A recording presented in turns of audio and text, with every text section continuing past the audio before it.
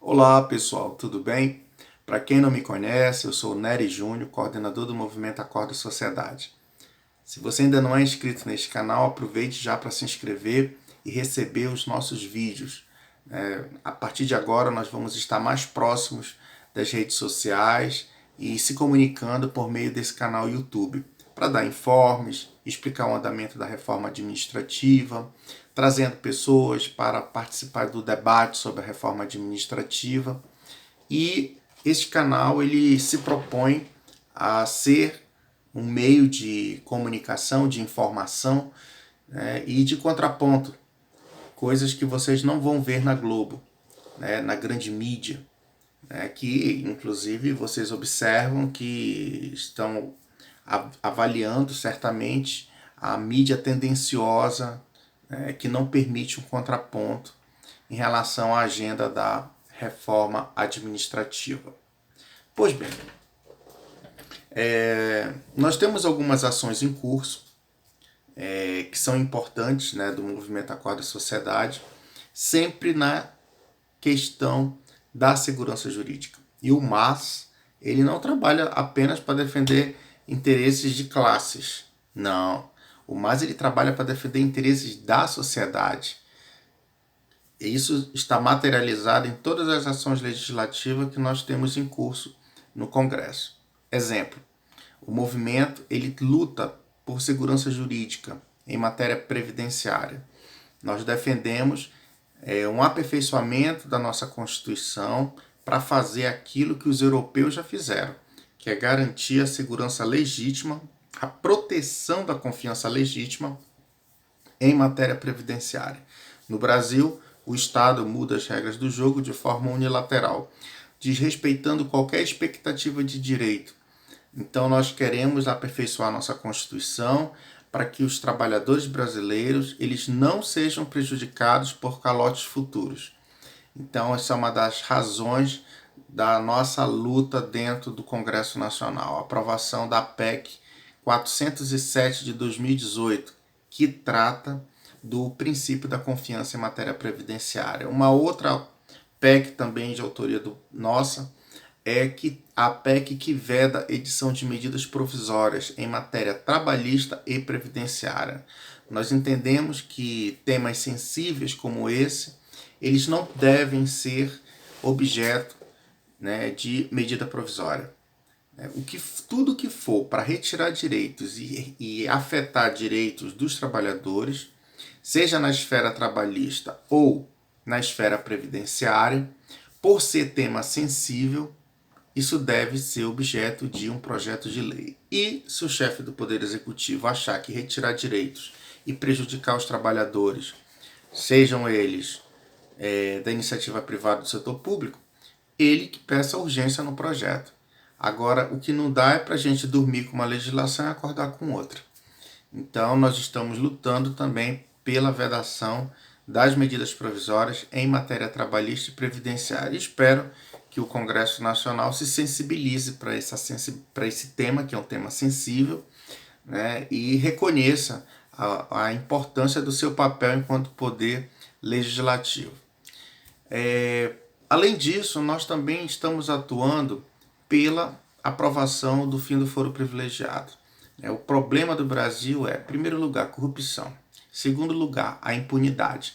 E também aquilo que é uma das características mais marcantes do Brasil, a desigualdade social.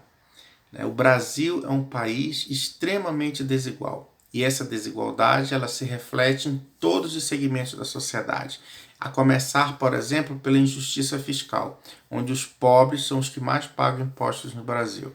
Então nós precisamos lutar para mudar a nossa Constituição de modo que a gente consiga combater a impunidade. E o fim do foro privilegiado, ele é uma necessidade, isso é um clamor de sociedade. Na esteira da questão constitucional, nós estamos também aí lutando para que seja aprovada uma reforma tributária, não a reforma tributária do Guedes, né, que é uma loucura querer aumentar o rombo da Previdência, desonerando a folha. O que ele quer, na verdade, é quebrar de vez a Previdência, né? Porque na medida que ele concede desoneração à folha de pagamento para os empresários ficarem mais ricos, ele, a pretexto de dizer que isso vai tornar o custo menor e isso vai aumentar a competitividade do Brasil, isso é uma grande falácia. Já está provado que essas desonerações que foram feitas ao longo dos anos, elas não têm absolutamente conexão com a questão da competitividade brasileira. E também o Brasil por muito tempo cresceu e cresceu com essa legislação e com essa carga tributária.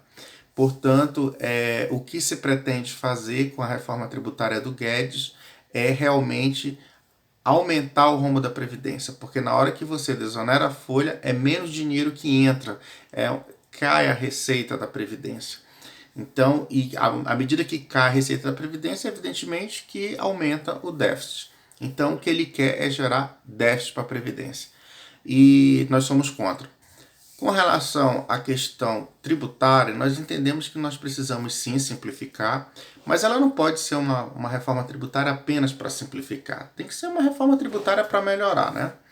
Então, todas as reformas que são feitas, elas são feitas com a questão, com palavras bonitas, né? Eles falam em reformar, modernizar, né? E sempre quem paga a conta são os mesmos de sempre, são os trabalhadores. E isso precisa mudar. Então é preciso que a sociedade brasileira ela compreenda a necessidade da reforma tributária e isso passa realmente por um grande debate de sociedade. E não pode ser uma reforma tributária, o Guedes é o único que sabe de economia e o que ele diz é lei. E aí o Bolsonaro só ouve lá o Guedes. E tanto o Bolsonaro quanto o Rodrigo Maia, porque não tem mais nenhum economista no Brasil que possa apresentar alternativas a essa narrativa falaciosa e mentirosa. Então, nós precisamos sim fazer esse debate com a sociedade e isso tem que ser construído, né, com todos os segmentos da sociedade, não só do setor empresarial.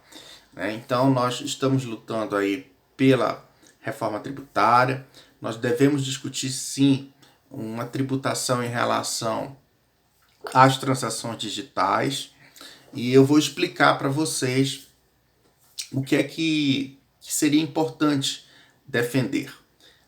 Vocês sabem que toda compra em cartão de crédito, em cartão de débito, as administradoras de cartão elas cobram uma taxa. Essa taxa ela é extremamente abusiva. E o que é que nós poderíamos fazer? Nós poderíamos, através do Conselho Monetário Nacional, editar uma norma estabelecendo um teto para esse tipo de taxa.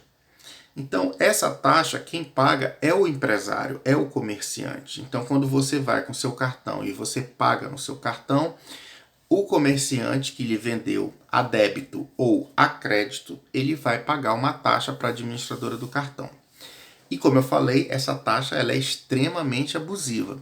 Então, o que é que nós queremos fazer? Nós queremos propor um tabelamento dessa taxa, limitar essa taxa, limitar a ganância dos bancos e a partir desta taxa, um percentual dela ser uma espécie de tributação dessas transações, de modo que ele não possa repassar isso para o comerciante. Ou seja, na prática, nós queremos diminuir os lucros abusivos dos bancos.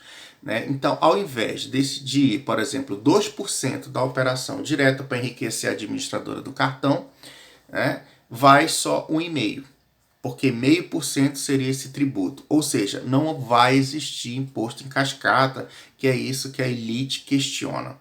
E defendemos sim que haja uma tributação em relação aos ganhos nas bolsas de valores. Pobre não investe em bolsa de valor, tá? Quem mexe com bolsa de valor são especuladores. São aquelas pessoas que pegam dinheiro aqui, dorme num país, acorda em outro país. Então, nós precisamos fazer uma tributação em relação aos ganhos que existem nas bolsas de valores, a começar pelas operações de swap cambial, que é realmente um grande volume de operações e de prejuízos que foi levado a débito do Tesouro, que cabe inclusive uma investigação sobre isso, uma auditoria minuciosa, se possível contratar empresas especializadas do exterior para fazer essa análise aqui, né? Porque realmente existe há fortes indícios de irregularidade nessas operações de swap cambial, que já levaram a centenas de bilhões de reais de prejuízo e que foram transferidos para a dívida pública. Então, nós temos aí um cenário de situações que pode, inclusive, fazer com que a União acione bancos que manipularam o câmbio no Brasil.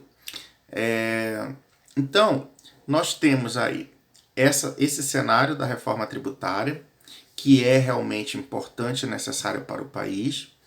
A questão da reforma administrativa, isso é uma pauta de mercado, assim como foi a pauta da reforma da Previdência. E o objetivo principal da reforma administrativa é a fragilização do serviço público, na verdade é o desmantelamento do serviço público, para que sobre dinheiro para a rolagem da dívida pública, ou seja, para atender interesse de mercado. Depois da Previdência, em relação às despesas primárias, o segundo item de maior relevância é o gasto com pessoal, sendo que o gasto com rolagem de juros é maior do que tudo, tá? E houve um teto, eles estabeleceram um teto de gastos, a Emenda Constitucional 95, onde congela, né, as despesas primárias, com saúde, educação, segurança, etc. E deixa de fora as despesas financeiras, ou seja, os bancos eles vão continuar fazendo a agiotagem, a chantagem, né, de colocar o governo de joelhos e estabelecendo, né, a taxa de juros, indicando lá os membros do Copom, e que é um absurdo isso, né? Nós deveríamos inclusive mudar a legislação para colocar limites, né, nessas indicações dos banqueiros lá para quem vai presidir o Banco Central, quem vai controlar o Copom, por exemplo, que é o Copom que estabelece toda a política de crédito, a taxa básica de juros, né? E lembrando que é o Banco Central que faz a fiscalização das instituições financeiras. Então é realmente muito sui generis, né, que os bancos indiquem quem irá fiscalizá-los. Isso acontece no Brasil. Basta vocês verificarem o histórico dos últimos presidentes, né, do Banco Central. Quem são? De onde vieram? Então isso aí já é um indicativo. O ideal é que se esse Banco Central ele fosse realmente o Copom, o presidente, a diretoria, apenas por servidores de carreira. Os servidores de carreira, os servidores públicos concursados, é que deveriam ter mandato para ficar à frente do Banco Central e dessa forma você inibe a atuação dos banqueiros para indicar os membros dessas diretorias. É o mesmo que acontece também em relação a planos de saúde, né? Então nós precisamos trabalhar realmente uma reforma, mas não é essa que está sendo proposta.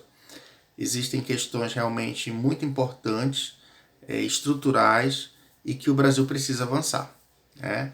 É preciso ter coragem para fazer o enfrentamento do combate à corrupção, que é um grande câncer do país, combater a impunidade, daí a importância do fim do foro privilegiado, e também trabalhar para buscando a redução das desigualdades sociais, que é uma das marcas desse país. Então, o Movimento Acorda Sociedade ele busca, através de suas ações, através do esforço institucional das suas entidades, alertar a sociedade, né, denunciar retrocessos e, ao mesmo tempo, mobilizar a sociedade brasileira para o debate nacional. E o debate da reforma tributária e o debate da reforma administrativa são debates que interessam a sociedade e nós, evidentemente, não podemos nos furtar a esse debate e vamos buscar qualificá-lo junto à sociedade, junto aos parlamentares, né, através dos fóruns de debate. O Movimento Acorda Sociedade ele estará atuando, tá certo?